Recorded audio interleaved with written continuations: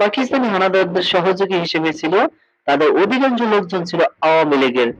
একদম চমকে গেছেন বিষয়টা শুনে।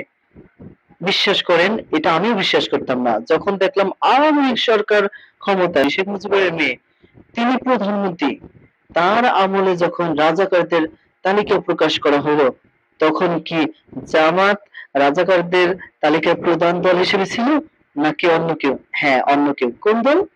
রাজাকারের তালিকায় শীর্ষ অবস্থানে ছিল বাংলাদেশ আওয়ামী লীগ। দ্বিতীয় অবস্থানে ছিল জাতীয়তাবাদী দল বিএনপি।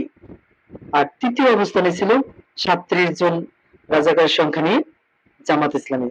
তো সেক্ষেত্রে আপনি যারা রাজাকারের দল হিসেবে প্রধান হলো, তাদেরকে কেন রাজাকারের দল বলেন না?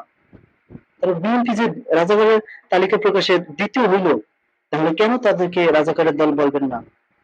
কেন গুটি কয়েকজনকে নিয়ে একটা দলের ভিতরে রাজাকার থাকাকে নিয়ে একটা দলকে রাজাকার বানিয়ে দিবেন?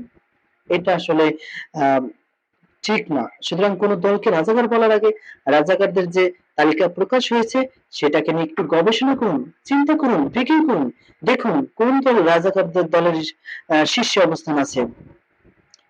ইতিহাস পড়ুন, জানুন। ১৯৭১ পাকিস্তান ভাঙার বিরোধিতা মানে কিন্তু স্বাধীনতা বিরোধিতা নয়। শাহবাগীরা অপপ্রচার করে যে যারা ১৯৭১ সালে পাকিস্তান ভাঙার বিপক্ষে ছিলেন তারা নাকি স্বাধীনতারও বিরোধিতা করেছিলেন। কিন্তু বিষয়টা এত সহজ নয়। কেউ যদি চায় একটি রাষ্ট্রের ভিতর থেকেই অধিকার আদায়ের লড়াই হোক, তা কি সরাসরি স্বাধীনতার বিরোধিতা? মোটেও না। অনেকেই সে সময় বিশ্বাস করতেন পাকিস্তানের ভিতরে থেকেই বাঙালির অধিকার আদায় করা সম্ভব, কিংবা ভাঙন এলে বিশ্বের মুসলিম ঐক্য ভেঙে পড়বে। তাদের রাজনৈতিক অবস্থান ভুল হতে পারে, কিন্তু তা স্বয়ং মুক্তিযুদ্ধের বিপক্ষে নয়, যতক্ষণ না তারা জনগণের বিরুদ্ধে অস্ত্র ধরেনি। স্বাধীনতার প্রকৃত বিরোধী ছিল তারা, যারা পাকিস্তানি হানাদার বাহিনীর দোসর হয়ে বাংলাদেশের মানুষকে হত্যা, ধর্ষণ আর লুটপাট করেছিল। রাজনৈতিকভাবে বিভ্রান্ত কেউ হয়তো ভিন্নমত পোষণ করেছে, কিন্তু তাই বলে সবাইকে একসাথে দেশদ্রোহী বলা ইতিহাসের প্রতি অন্যায়, জুলুম। ইতিহাস বিচার করতে গেলে শুধু ফলাফল নয়, প্রেক্ষাপট, মানসিকতা আর কর্মকাণ্ড দেখতে হয়। তাই কেউ যদি রাজনৈতিকভাবে পাকিস্তান ভাঙার পক্ষে না থেকেও মুক্তিযুদ্ধের বিরুদ্ধে কাজ না করে থাকে, তাকে স্বয়ং স্বাধীনতা শত্রু বলা ইতিহাস বিকৃতি ছাড়া কিছু না।